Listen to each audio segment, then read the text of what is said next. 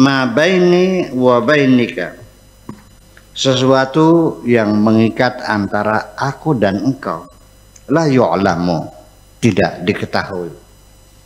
Apa ya hubungan yang mengikat antara aku dengan Tuhanku ini?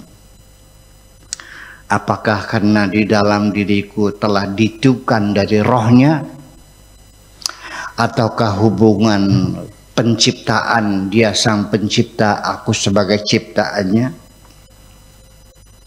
La yu'lamu, tidak diketahui. Artinya dengan bahasa gurunya, dia orang mana, aku orang mana. Karena ada Tuhan itu bukan orang Arab ya.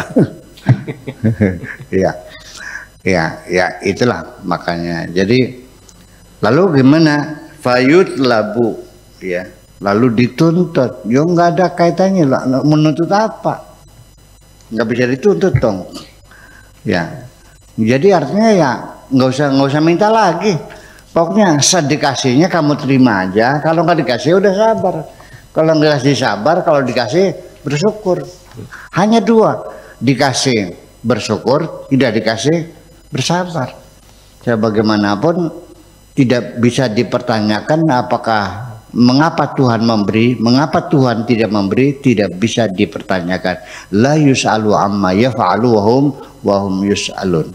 Itu aja persoalannya. Kalau kepada sesama manusia boleh saja, nyong teman tuh dulu sangat baik kali, kok sekarang jadinya berubah sampai pinjam uang 100.000 aja nggak dikasih. Ada apa ya? Kenapa ya? Kita cari, oh ternyata saya pernah mengecewakan dia kan. Ya kalau Tuhan nggak boleh, mengapa tuh? Pertanyaan mengapa Tuhan? Nggak bisa, nggak ada urusan. Karena Tuhan mah berbuat sekehendak Dia. Kata bahasa Jawanya sekarepe dewek. Yaf'alu ma yasha, Allah akan berbuat apa yang dikehendakinya. Wallahu fa'alul lima yurid, Allah akan berbuat apa saja yang diinginkan, gak ada urusan. Mengampuni orang yang pendosa boleh enggak? Boleh. Bisa enggak? Kenapa Tuhan kau maafkan orang pendosa itu? Kenapa orang yang tidak pernah menyembahmu dikasih rezeki lebih banyak daripada kami yang bersujud setiap hari? Boleh nanya kita sama Tuhan. Kami yang tiap hari baca firman-Mu, tadarus sampai subuh, hidup kami melarat terus sampai mereka yang tidak mengakui firman-Mu, malah Kau beri rezeki yang lebih banyak dari kami. Boleh bertanya begitu kepada Tuhan-Mu? Ya, kenapa temanku yang jelek itu istrinya cantik jelita, aku yang ganteng istrinya jelek banget? Bisa?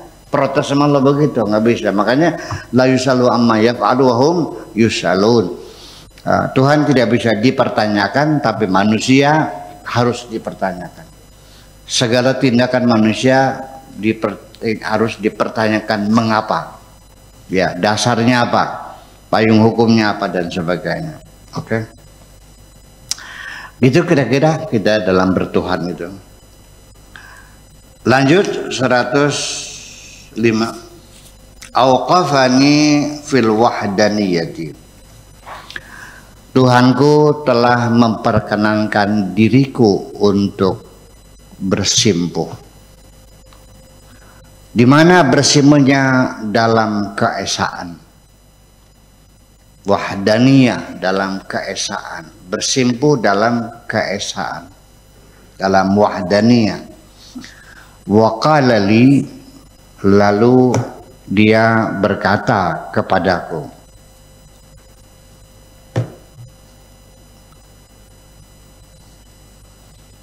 azharta kulla syai'in, engkau telah menampilkan segala sesuatu, ya dullu alayya, yang menunjukkan keberadaanku, menunjukkan kebesaranku.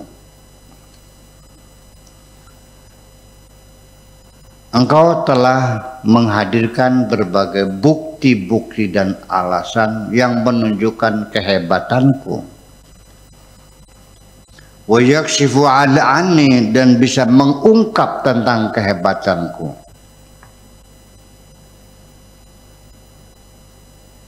Kama ja'altahu fi dzatil waqti, seperti engkau jadikan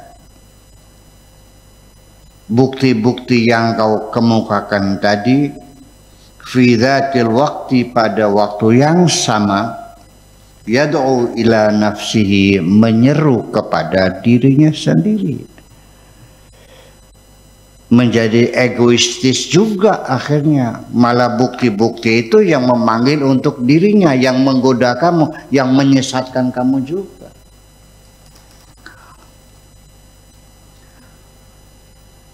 Wa yahjibu anni, dan menjadi hijab bagiku.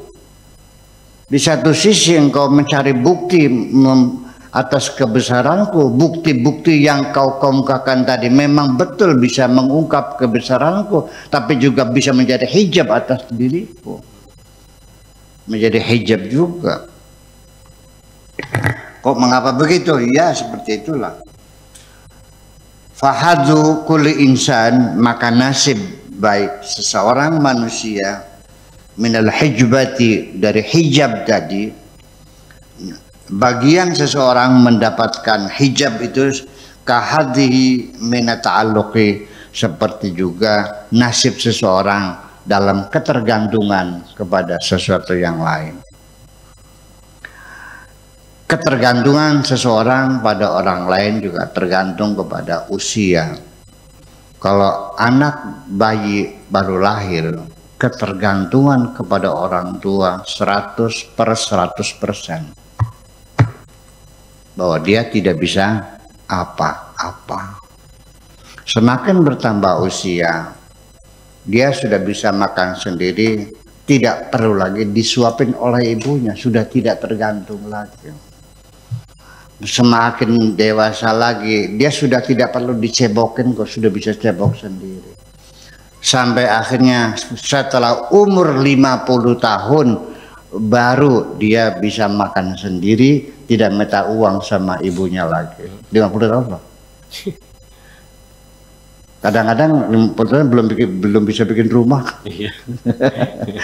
Masih minta sama orang tua. Di sini di Indramayu, banyak nggak yang sudah kawin dan punya anak masih minta uang sama orang tua? Nah. Sampai ada yang sampai mati belum pernah punya rumah, dari ngontrak ke ngontrak terus. Kontraktor ya. Nah itulah, nah ini adalah saya lagi menerangkan bahwa ketergantungan seseorang itu juga bervariasi, ya. Jadi artinya seberapa ketergantungan seseorang dari penghijaban ini sama dengan ketergantungan seseorang pada yang lain. Jadi ada yang hijabnya itu ya gelap gulita blek ireng geteng, ada yang remang-remang hijabnya itu, ada yang sama sekali tertutup sampai wasawaun alaihim a'andartahum am lam tundirhum la yu'minun, sampai ketertutupan itu menjadi sia-sia dengan bukti apapun, dibuktikan atau tidak dibuktikan sama saja mereka itu, sawaun alaihim, sama saja mereka itu. A'andartahum, kau buktikan kepada mereka, am lam tundirhum, atau juga tidak engkau buktikan kepada mereka, tetap mereka la yu'minun, tidak percaya. Dasarnya apa? Mereka tidak minta bukti, memang dasarnya mereka tidak mau percaya.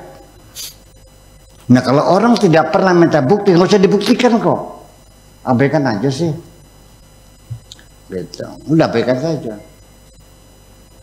Yang memang dia dasarnya tidak mau percaya, dibuktikan percaya enggak? Tidak dibuktikan percaya enggak? Tidak. Sama, la yu'minun, karena dasarnya memang tidak mau percaya. Itu hijab yang sudah total. Tuh. Lalu gimana sikap kita? Jangan diperhitungkan, jangan dihitung. bikin capek aja, percuma gitu. Zikri akhassu ma azharta. Zikir kepadaku adalah yang paling khusus dari apa yang engkau buktikan. Wa zikri kasfun. Zikirku juga membuat kasyaf, menjadi terbuka. Kama anna hijabun, tapi juga bisa menjadi hijab. Zikir bisa mengungkap, tapi juga bisa menjadi penutup. Dua-duanya berpotensi.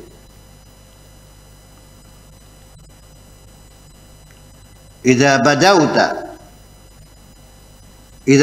badautu, apabila aku tampil, lam tara min hadza kullihi syai'an, maka ketika aku tampil, maka engkau tidak akan dapat melihat apapun. Ini persoalannya ya, karena engkau belum melihatku, maka engkau masih banyak yang kau lihat. Begitu engkau telah melihatku, maka tidak ada lagi yang dapat kau lihat kecuali aku. Itu kira-kira. Nah, ini menjadi dua hal yang bisa membuka, bisa menutup, bisa membuktikan, bisa menggagalkan. Dua hal yang paradok itu terjadi. Sebetulnya paradoknya bukan pada Tuhannya, pada logikamu itu. Sebab ketika Anda dengan hanya bermodalkan ilmu pengetahuan, ketahuilah wahai saudaraku, di dalam pengetahuan terdapat paradoks. Dalam pengetahuan terdapat kontradiksi.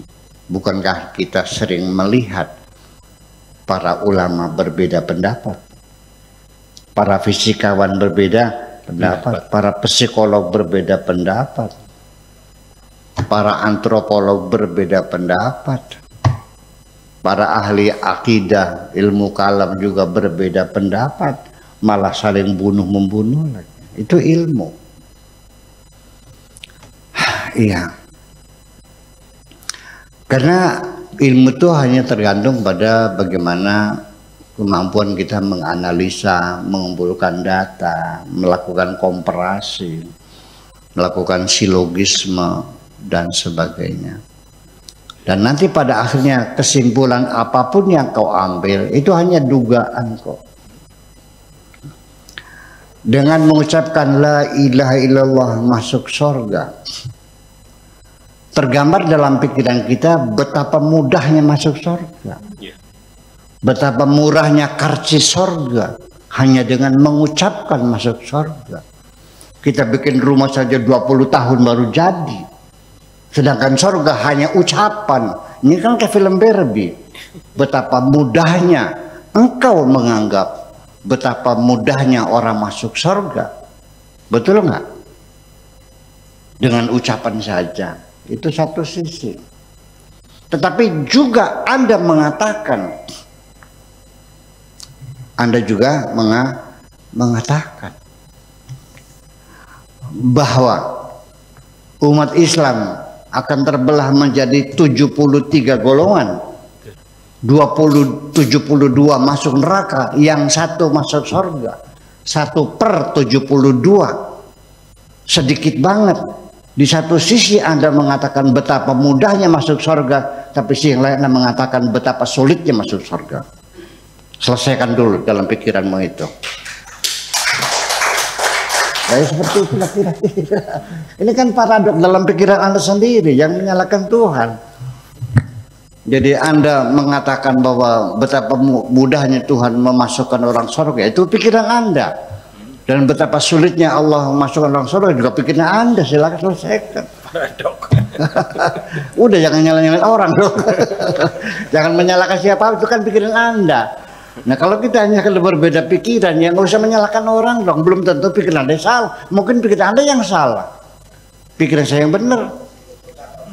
Ya iya, jadi Dan tidak bisa saling menyalahkan, kecuali yang sifatnya faktual dan data, ya, yang tidak bisa dihindari lagi, ya itu baru dipastikan salahnya. Tapi kesalahan teori mah nggak ada, yang ada itu kesalahan fakta. Iya kan? Anda salah ngambil, niatnya ngambil gula pasir, tapi ternyata ngambilnya garam. Terbukti karena kopi yang Anda bikin baunya baunya rasanya asin. Saya memasak Anda salah ngambil. Sudah, jangan merengkel. Iya, tapi selagi Anda saya masih tebak menebak, ada 2 botol, ada benda yang putih mengkristal. Saya nanya mana garam, mana gula pasir. Anda mengatakan ini. Selagi belum dicoba, itu paradigma yang non eksperimentalis, itu nggak bisa disalahkan. Udah beda jelas. Jadi ya jangan mudahlah menyalah-nyalakan orang tuh. Iya. Makanya kita kan punya tata krama dulu, pesantren tuh punya tata krama. Ketika kita membaca kitab dan kita menduga bahwa ini salah cetak, tidak menyalahkan pengarang. Iya, makanya ditulis la'alla as-shawab. Tuh tahu sih, ngerti. La'alla as-shawab, barangkali benarnya seperti ini. Ini kan tata krama. Zaman sekarang mubalik, kiai saling caci mencaci di mimbar, menyalah-nyalahkan orang lain. Ini di mana tata keramanya? Atau sudah tidak perlu moral lagi dalam berdakwah ini? Oke, kalau sudah tidak perlu moral silakan. Nah, yang saya khawatir itu bukan apa-apa. Nanti anak cucu kita akan melihat kita kok. Kok orang tua kami gitu sih, biadab banget sih. Nah, kalau mereka pada murtad gimana? Diberikan contoh yang baik pada anak cucu, kan gitu. Nabi kan mencontohkan yang baik. Laqad kana lakum fi Rasulillahi uswatun hasanah. Enggak usah gitu. Jadi kita kembali lagi bahwa persoalannya bahwa apapun yang kita miliki bisa bermanfaat untuk diri kita, bisa juga berbahaya untuk diri kita. Apapun yang kita miliki bisa untuk kebaikan, bisa untuk kejahatan. Beli pisau buat nyembelih ayam bisa nggak? Nyembelih orang? Juga. Ya tergantung bagaimana kita menggunakannya. Itu persoalannya. Ilmu pengetahuan juga sama. Bisa bermanfaat untuk dirimu, juga bisa berbahaya untuk dirimu. Ya, sejak kapan dia jadi tukang tipu? Sejak berilmu. Modus operandinya terus berkembang setiap saat. Modus operandinya terus dikembang setiap saat. Semakin banyak ilmunya, semakin banyak kawasannya, semakin luas pergaulannya, semakin hebat penipunya. Ya, sampai menjadi penipu yang ulung. Penipu profesional. Iya. Penipu ulung itu korbannya tidak pernah merasa dirugikan, malah berterima kasih. Itu baru ulung. Kalau yang ditipu sadar, belum ulung kamu nih. Itu ukurannya ulung nih. Ya, penipu ulung itu korbannya berterima kasih.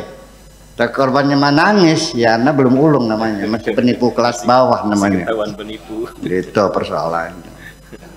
Dan Allah itu maha penipu. Salah nggak nih? Salah nggak Allah maha penipu? Maha. Allah maha pendendam, betul nggak? Al-Muntaqimu itu pendendam. Allah maha penipu. Wallahu khairul makirin. Allah maha makar. Wa ma yamkuruna ila anfusahum, mereka berbuat makar atas diri mereka sendiri. Allah maha makar, kamu yang ketipu. Itu maksudnya. Pokoknya apa saja kalau ada mahanya benar jadi sifat Tuhan, tapi bukan asmaul husna. Sifat, bukan asmaul husna.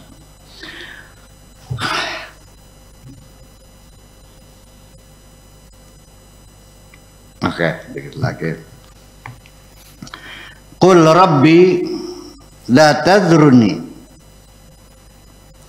Katakan, wahai Tuhanku, jangan engkau tampah aku. Tampah, tahu tampah? Tampah. Buat gabah itu ditutup di lumpang yang terbuat dari batu, lalu pemukulnya itu namanya alu. Nah, setelah terkelupas ditaruh di tampah, lalu digur-gur, dikebiarkan sehingga kulitnya berterbangan dan berasnya ngumpul di atas tampah. Tahu nggak tradisi gitu tuh? Iya. Anak zaman sekarang mah nggak tahu ya, tahunya heller aja. Dulu belum ada heller begitu. La tadruni. Iya. Bimidratil hurufi, dengan tampah huruf. Jangan kau tampah diriku seperti menampah huruf, dibuyar-buyar, diur-gur, dikibas-kibaskan semacam itu. Fi ma'rifatika, dalam mencari kemakrifatan kepadamu. Untuk menggapai kemakrifatan, tolonglah huruf itu jangan digur-gur, ditampah. Jangan kau bikin pikiranku seperti huruf-huruf yang ditampah itu. Li'anal hurufa, karena huruf-huruf itu sendiri tusyattitu, memporak-porandakan, wa tuba'athiru, dan memberantak-berantakan al-aqla, akal pikiran kita. Huruf yang membuat pikiran kita semakin kacau dan berantakan. Gara-gara huruf-huruf itulah pikiranku menjadi kacau dan berantakan semacam itu. Kal midrati, seperti tampah. Sebetulnya midrat itu bukan tampah ya. Jadi apapun, kacang kedelai atau kacang tanah atau beras, gandum, itu disemburkan dengan mesin nyembur. Nah, nanti yang bijinya itu pada ngumpul, kulitnya berterbangan gitu. Apa namanya tuh? Ya, tampah bener dia. Ayakan mantur ke bawah. Ini mau disemburin gitu. Iya. Ya seperti waktu kalau panen nih, ya kan dikipaskan, nanti kalau yang ada berasnya turun, kalau yang ringan menjadi berterbangan. Apa namanya tuh? Gerabagan. Nggak ada juga ya, udah terserah sampah lah. Jadi artinya ini justru menjadi pelajaran bagi kita juga. Jangan kau kira semakin banyak buku yang kau baca, semakin banyak ilmu yang kuasai, pikiranmu semakin jejak, semakin kacau. Bisa terjadi, ya kan, terlalu banyaknya referensi, akhirnya kemana-mana sama kacau akhirnya.